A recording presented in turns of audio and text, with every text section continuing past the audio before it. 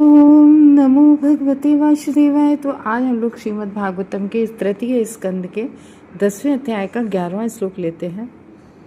तो कल हमने सुना था कि विदुर जी जो हैं वो मैत्रेय ऋषि से कह रहे हैं कि हमें सनातन काल के बारे में बताइए। तो आज उसका आंसर दे रहे हैं मैत्रेय ऋषि, काल के बारे में बता रहे हैं। कल क्वेश्चन किया था, आज आंसर दे रहे हैं मैत्रेय।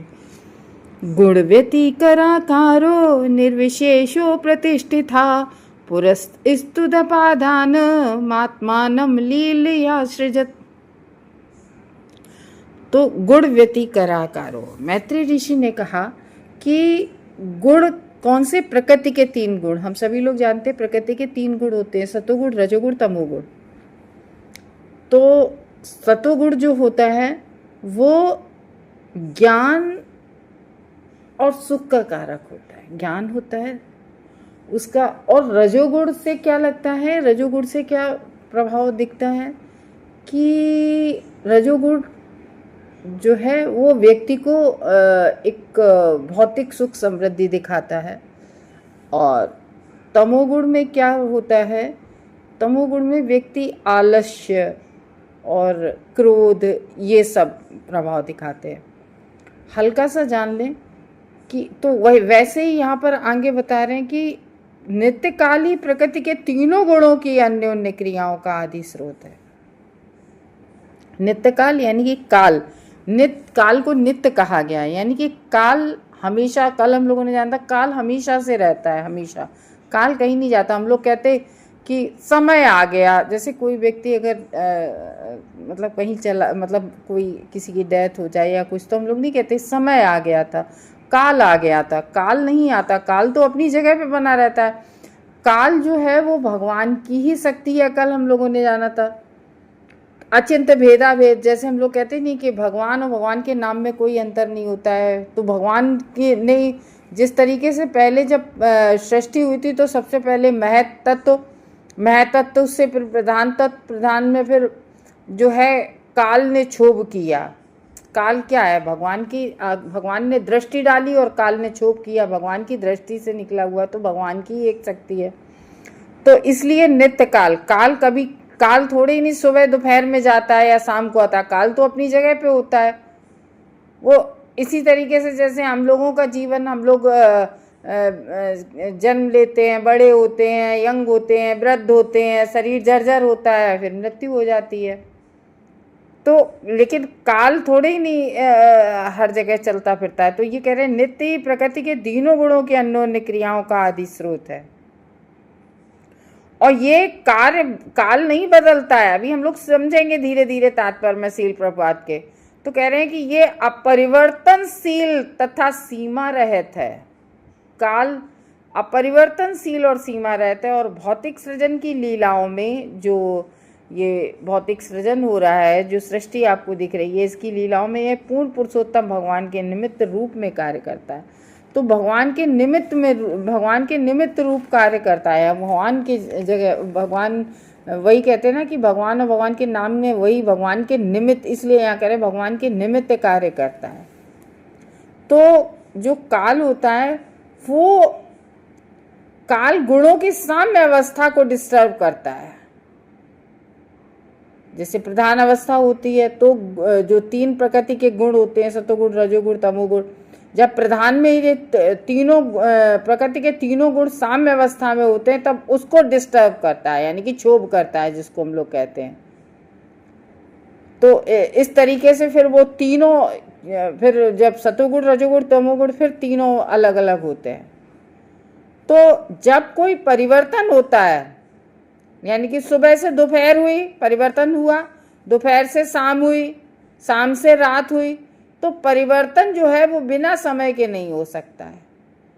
हम सोचते हैं कि टाइम चेंज हो रहा है ना, किस, तो जो परिवर्तन आ रहा है वो देखो, जैसे हमारा, हम लोग एक पेंटर होता है तो वो पेंटिंग कभी दीवार पे करता है, या कभी बच्चे हैं ना ड्राइंग करते हैं ना अपनी कॉपी पर, तो वो पेज तो वैसे ही का वैसा रहता है ना, बैकग्राउंड, उस पर फिर ड्राइंग करते हैं।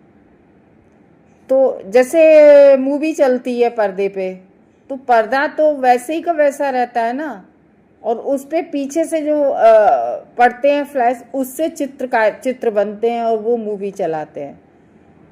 तो भगवान कहते हैं ना, कालो अस्मिन लोक क्षय प्रवर्तना, काल रूप में मैं लोकों का क्षय करता हूं। तो भगवान कह रहे हैं स्वयं काल रूप में मैं ही क्षय करता हूं। तो भगवान, ये जो काल है साफ है, काल जो है वो भगवान का ही एक स्वरूप है, और भगवान की ही इच्छा शक्ति है। भगवान स्वयं कहीं कुछ करने नहीं जाते हैं, भगवान की इच्छा शक्ति से ही सारे कार्य होते हैं। लेकिन भगवान अपरिवर्तन रहते हैं। जैसे सृष्टि होती है, प्रलय होती है, कुछ भी इस भौतिक सृष्टि में परिवर्तन होता रहे, भगवान अपरिवर्तनशील है। जिस तरीके से भगवान अपरिवर्तन है, भगवान नहीं बदलते, ऐसे ही कभी काल भी नहीं परिवर्तित होता है। काल भी अपरिवर्तित है भगवान की तरह से। तो इस तरीके से काल का जो निर्विशेष भगवान की काल शक्ति जो प्रधान अवस्था होती है, उस पे फिर इस तरीके से भगवान की काल शक्ति चोक करती है। हम लोगों ने सेकंड कैंटो में बहुत इसे डिस्क्राइब से पढ़ा था। तो काल जो होता है, हम लोग कहते हैं समय में बंधा है, काल सीमा रहता है, वो कोई नहीं बांध सकता काल को, ठीक है ना। तो काल का ना कोई शुरुआत है ना कोई अंत है, काल को कोई भी नहीं माप सकता है, असीमित है, अनलिमिटेड है। और ये तो हम अपने अपने अपने उद्देश्य के अनुसार नाप लेते हैं। कैसे अपने उद्देश्य के अनुसार, जैसे हम लोग मैथ रेखा गणित है ना, मैथ में रेखा गणित को लगाते हैं, तो हम लोग लाइन खींचते हैं, तो वो लाइन कितनी भी लंबी कर सकते हैं ना, उसकी कोई माप थोड़ी नहीं होती। तो इसी तरीके से काल है, नित्य काल ही प्रकृति के गुणों को जो है अन्य उन क्रियाओं का स्रोत है, विविधता रहता है, असीम है। निर्विशेष काल तत्व श्री भगवान के उपादान मीन्स भगवान के निमित्त कार्य कर रहा है। जो काल है, जो भौतिक जगत की पूरी सृष्टि हो रही है, भगवान के निमित्त हो रही है। यह भौतिक प्रकृति को प्रदत्त की गई सहायता का एक घटक है। लेकिन कोई भी इस बात को नहीं जानता है कि काल कब प्रारंभ हुआ। कोई जानता है, जैसे हम लोग कहते हैं भगवान अनादिकाल से हैं, भगवान अनादिकाल से हैं, उनका ना कोई आदि है ना अंत है भगवान का। तो उसी तरीके से काल भी अनादि है, काल कब प्रारंभ हुआ कोई भी नहीं जानता है, और कब काल अंत होता है इसको भी नहीं कोई जानता है। तो काल तत्व ही भौतिक जगत के सृजन, पालन और संहार का लेखा जोखा रख सकता है, हम लोग नहीं रख सकते हैं। काल ही लेखा जोखा रखता है। देखो, काल ही निश्चित करता है कि कौन प्राइम मिनिस्टर बनेगा, कौन मंत्री बनेगा, मुख्यमंत्री बनेगा, उपमंत्री, कौन राजा बनेगा, कौन कब रूल करेगा। तो ये काल ही तय करता है, समय काल ही तय करता है। तो इस तरीके से जब काल भौतिक जगत का पूरा सृजन, पालन और संहार करता है, तो इस चीज को भी डिसाइड करता है, सारा लेखा जोखा रखता है। तो ये काल तत्व सृष्टि का भौतिक कारण है। जो काल तत्व है, ये पूरी जो जगत की सृष्टि है, इसका भौतिक कारण है। यानी कि काल एक तरह से जो हम लोग कहते नहीं कि भगवान की ही शक्ति है, तो इसलिए कहते काल लिखा है भगवान का स्वांश है, भगवान का ही स्वयं का अंश है काल। श्री भगवान का निर्विशेष रूप इसको माना जाता है। यानी कि निर्विशेष रूप, उसका कोई रंग रूप आकार नहीं है, काल का निर्विशेष रूप है भगवान का। तो कहते नहीं कि भगवान ने अपने आप को कई रूपों में प्रकट किया है। जैसे हम लोग भगवान की मूर्ति मिट्टी की भी बनाते हैं, और भगवान की हम लोग पेपर कागज़ पे जो छपी हुई होती है उसको भी मानते हैं, बालू की भी होती है, मिट्टी की भी होती है। भगवान ने अपने आप को कई रूपों में प्रकट किया। ऐसी भगवान की कई शक्तियाँ भी हैं। तो आधुनिक लोगों ने भी अनेक प्रकार के काल तत्व की व्याख्या की है। आधुनिक समय में भी कुछ लोग इसे लगभग उसी रूप में स्वीकार कर लेते हैं जैसा कि श्रीमद् भागवतम में बतलाया गया है। श्रीमद् भागवतम में क्या बतलाया गया काल को, कि हिब्रू साहित्य में काल को ईश्वर के प्रतिनिधि के रूप में स्वीकार किया गया है। काल क्या है?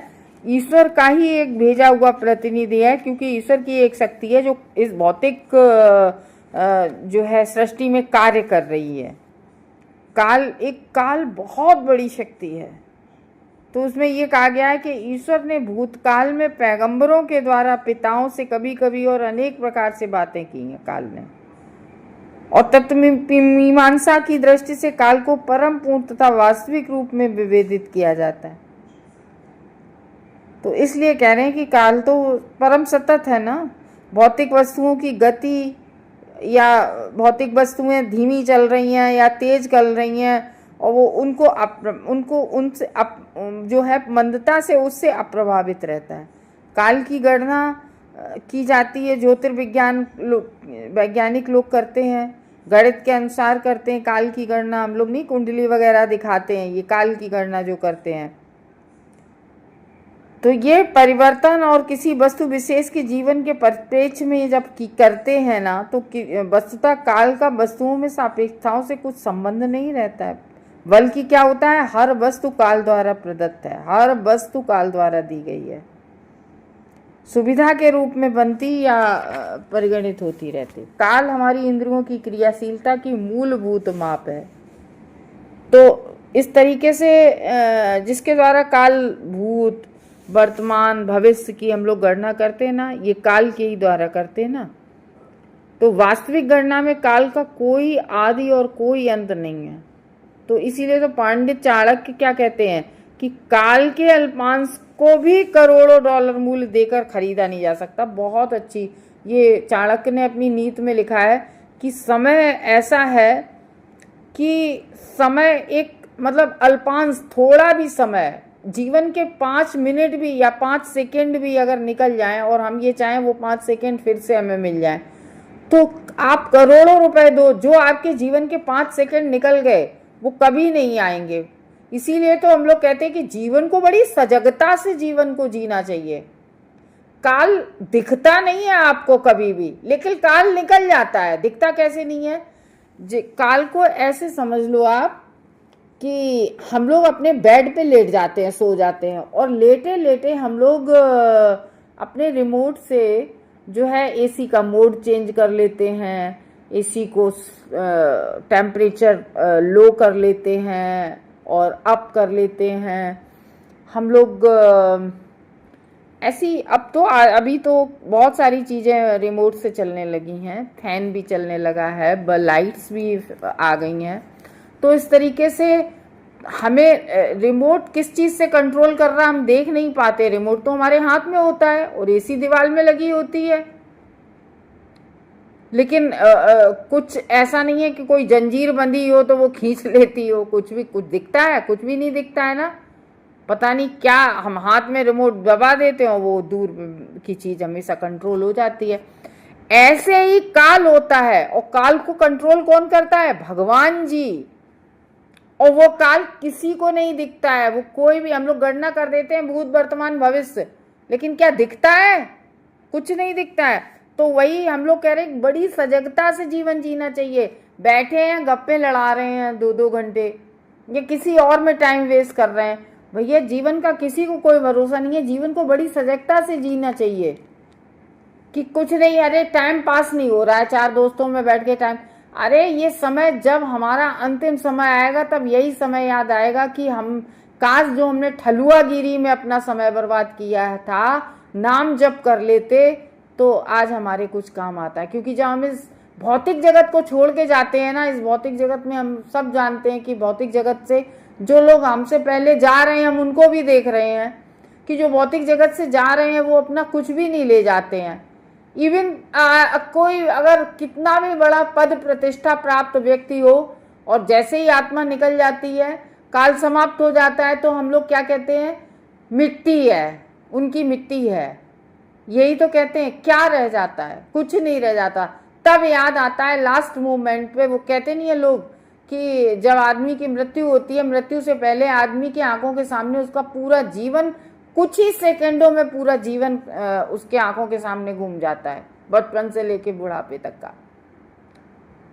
तो तब रियलाइज हो जब हम बिल्कुल अंतिम समय में, फिर फायदा क्या है? तो भागवतम पढ़ के हमें समझना चाहिए। भागवतम हम लोग क्यों पढ़ते हैं? इसीलिए तो पढ़ते हैं कि हम सजगता से अपना जीवन जिए, भगवान के चरणों में अर्पित करें कुछ। तो इसीलिए चाणक्य पंडित कह रहे हैं कि करोड़ों डॉलर, करोड़ों रुपए नहीं, करोड़ों डॉलर मूल्य देकर खरीदा नहीं जा सकता है।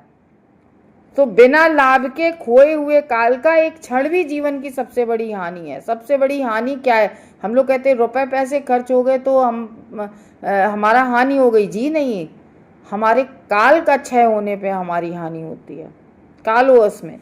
तो काल ना तो किसी प्रकार के मनोविज्ञान के अधीन है और ना ही काल के क्षण अपने में वस्तुगत वास्तविकताएं हैं। आयु हरति वै पुंसाम, पढ़ा था ना हम लोग फर्स्ट कैंटो में। हमारी आयु को हर ढलता हुआ सूर्य छीन के ले जा रहा है हर दिन। वही हमारी आयु काउंट, मतलब वो आयु हमारी काउंट नहीं होती है जो हम भगवत भक्ति में अपना समय लगाते हैं। तो ये है ना ही काल के क्षण अपने में वस्तुगत वास्तविकताएं, किंतु वे विशेष अनुभवों पर आश्रित हैं। इसलिए ही तो जीव गोस्वामी लास्ट में इस निष्कर्ष पर पहुंचते हैं कि काल तत्व भगवान के बहिरंगी शक्ति के कार्य कारण से मिला जुला हुआ है। काल जो है वो बहिरंगा शक्ति, माया देवी है भगवान की बहिरंगा शक्ति, उससे मिला जुला है। बहिरंगा शक्ति या भौतिक प्रकृति स्वयं श्री भगवान के रूप में काल की अधीक्षता करती है। अधीक्षता मया अध्यक्षेण, पढ़ा था हम लोगों ने भगवत गीता में श्लोक, पूरी भगवत गीता भी अपन ने पहले पूरी की थी। मया अध्यक्षेण प्रकृति सूयते सचराचरम हेतु नातेन कौन्तेय जगत परिवर्तते। तो कह रहे हैं कि भगवान की, हे अर्जुन, हे कुंती पुत्र, ये श्लोक है भगवत गीता के 9वें अध्याय का 10वां श्लोक है। तो वो कह रहे हैं कि हे अर्जुन, हे कौन्तेय जगत उत्पत्ति, कि मया अध्यक्षेण प्रकृति, मेरी ही अध्यक्षता में पूरी प्रकृति कार्य कर रही है। भौतिक प्रकृति के विराट जगत में अनेक आश्चर्यजनक वस्तुएं उत्पन्न होती हैं। तो इस तरीके से इसमें बताया जा रहा है कि समय जो है, काल पे केवल और केवल भगवान का ही कंट्रोल है और कोई नहीं कर सकता है। पूरी प्रकृति भगवान की अध्यक्षता में चल रही है और भगवान की ही एक शक्ति है काल, जिसका ना कोई आदि है ना अंत है, ना कोई उसको कंट्रोल कर सकता है, ना उसको कोई देख सकता है उस काल को। तो इसलिए कह रहे हैं कि जो उस काल में से भी कुछ क्षण हम लोगों के जीवन में मिलते हैं। हम लोग कहते हैं बहुत लंबा जीवन है, तो ऐसे समझ लो कि जब ब्रह्मा जी स्तुति कर रहे थे, वो जब अपने समय को कम समय मान रहे हैं, जब हमारे 10,000 युग बीत जाते हैं तब कहीं उनका एक दिन बीतता है। तो हमें कितनी सजग